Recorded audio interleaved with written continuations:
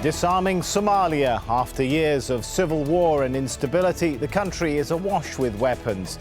But can the government disarm the many militias and create peace for all its people? This is Inside Story.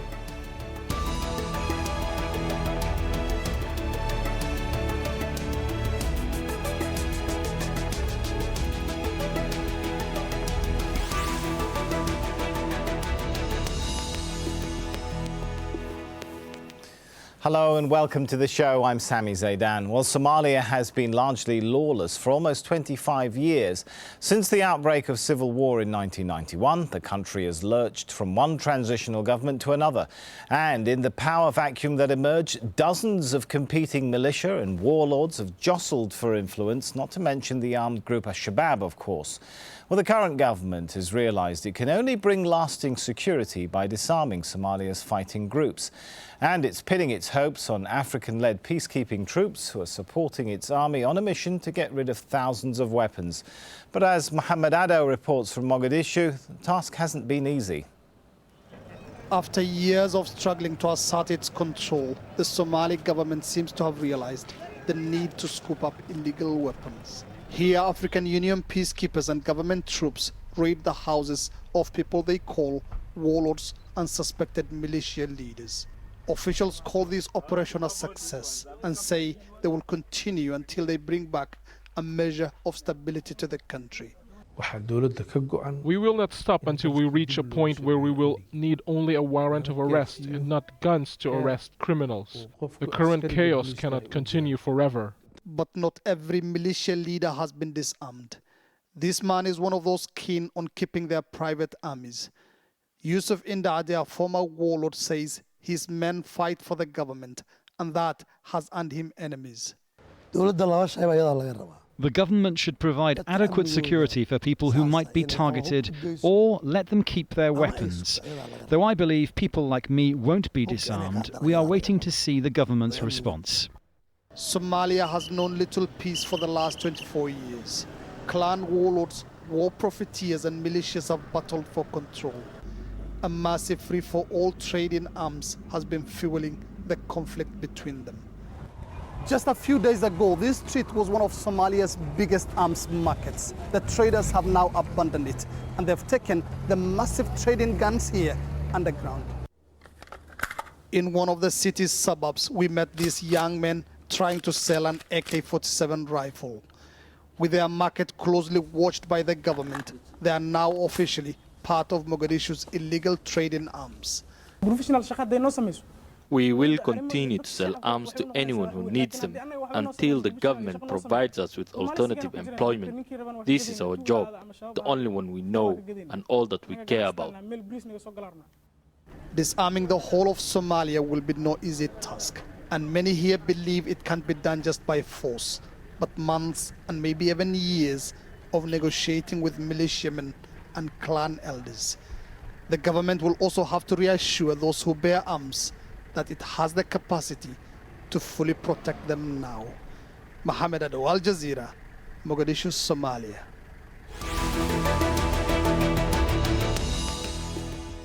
Well, to discuss this further, let's bring in our guests into the show. From Mogadishu, we have Ridwaan Haji Abdiwali, Somali government spokesman and communications advisor to the Prime Minister. In London, Jamal Osman, a journalist with the UK's Channel 4 television.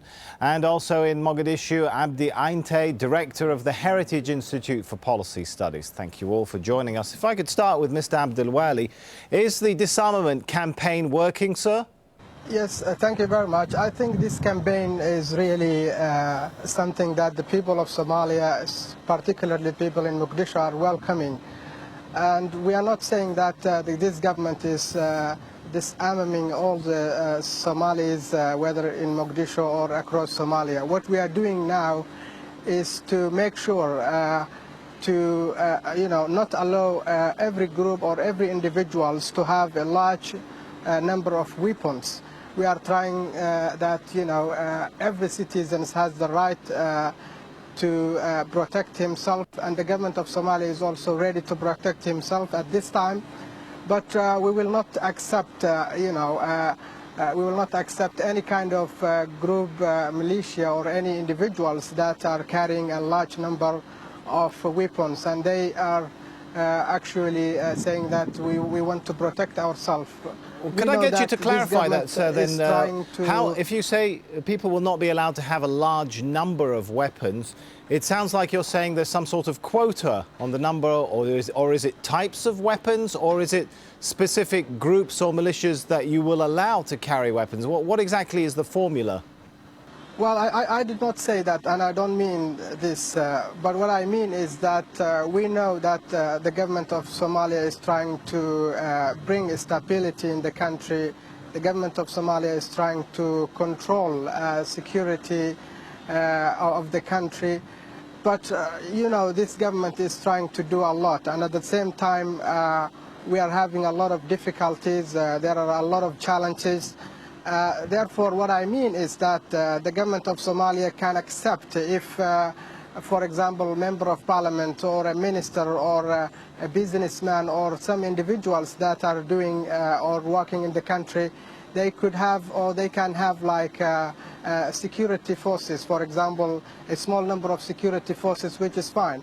But if we will not accept, you know, having 100 or 200 militia and then saying they are my security. That's what we are avoiding. Also, what we are trying is to make sure that, you know, this kind of weapons may not go to the hands of al-shabaab or any other criminals groups. Therefore, we have the rights, we have the mandate to control all these weapons, and this is what we are exactly doing at the moment. So I think that needs to be very clear. We are not supporting any team, or we are not targeting any individuals or any particular area of the country. That message is very clear indeed. Let's bring in Mr. Aynte into the discussion. Headlines over the last few months have talked about assassinations of members of parliament, attacks on the presidency.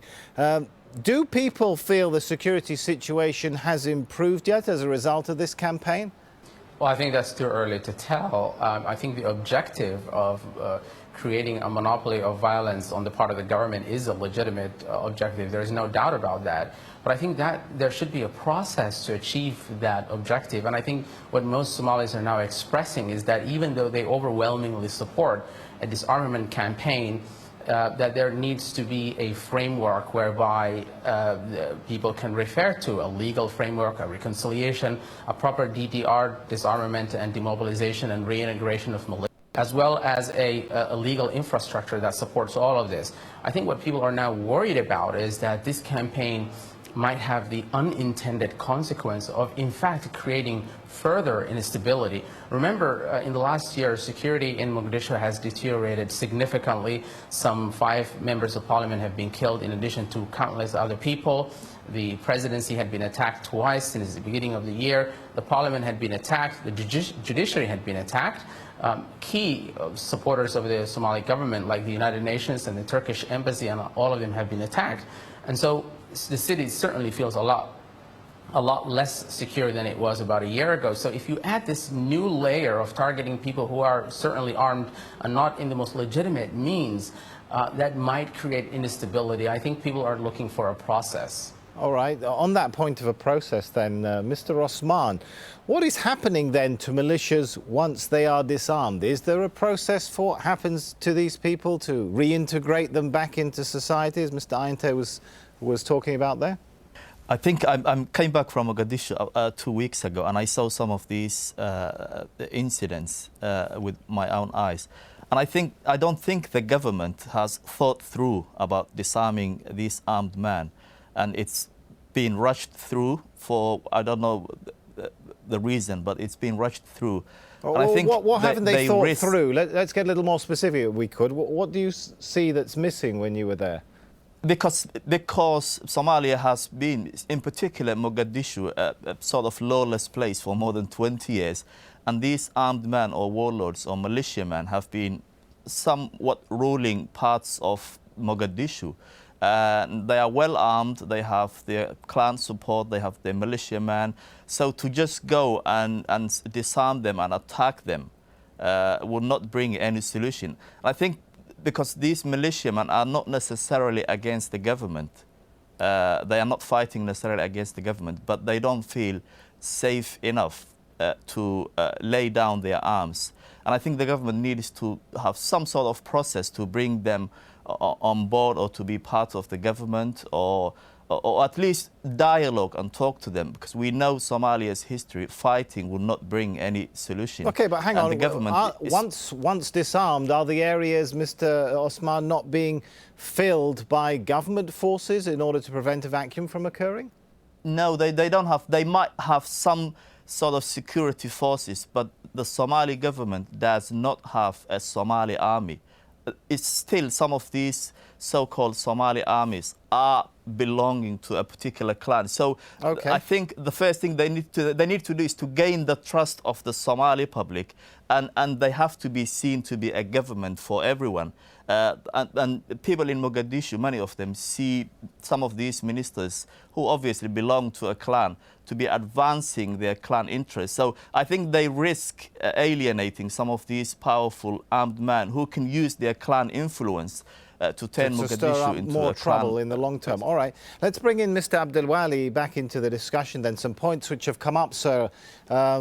Is the government thinking things through when it comes to what happens after you disarm people? Are you giving them an alternative?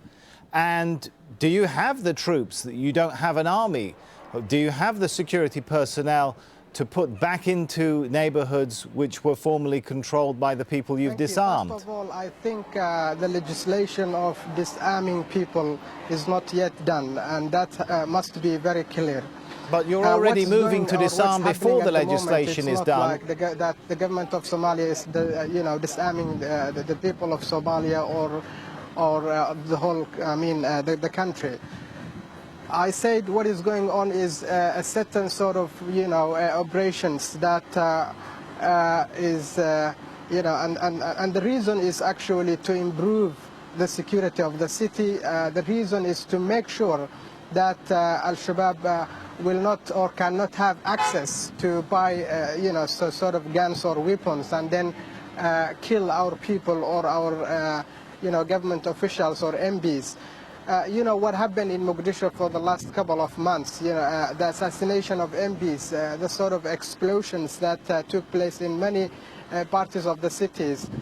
And then we have intelligence, and then we thought this is very important. We have to know exactly who is carrying a large number of weapons. We need to register, all kind of weapons. That's understood, very clear. Mr. Abdiwali, if you can hear me. Of course, I think nobody is arguing that those are not very sensible, necessary steps that a state needs to take. But the question is, do you provide an alternative to all of these, perhaps hundreds or thousands of people who were militiamen and are now unarmed, and are you able to secure the areas which they once were in control of?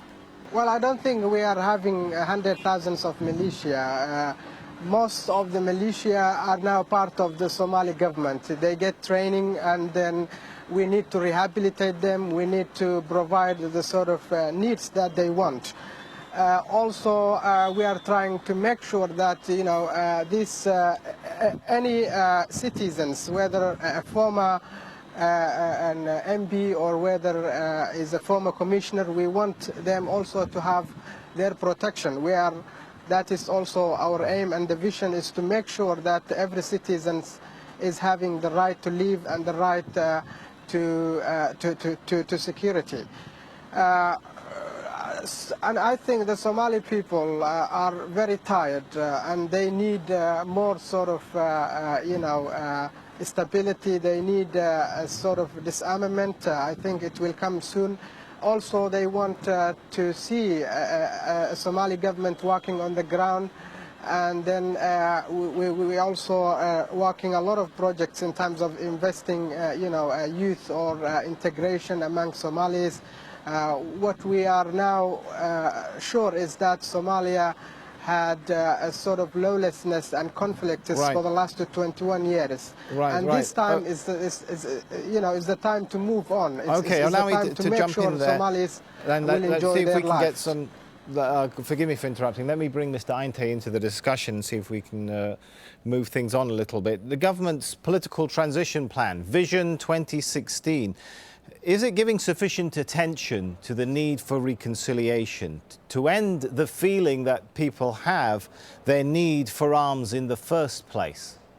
The Vision 2016 is a comprehensive document. It came out of a national conference, and its intentions and its contents are very clear and are very sensible ones. I think the government can do a lot better in achieving much of the goals that were outlined in the Vision 2016 document. A lot of it included, for example, creating a National Reconciliation Commission, which is yet to be created, and other tools that the government could have mobilized for reconciliation.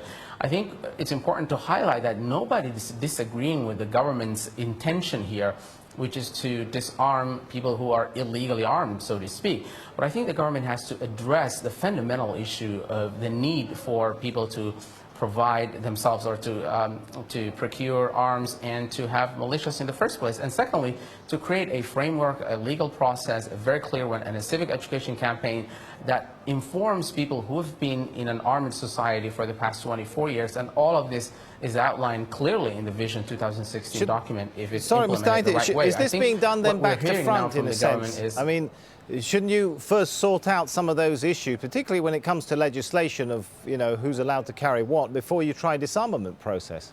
Exactly the point. I mean, the fact that now the parliament hasn't passed the legislation to disarm people who are armed is in and of itself an indication that we're putting the cart before the horse. I think the government can do itself a favor.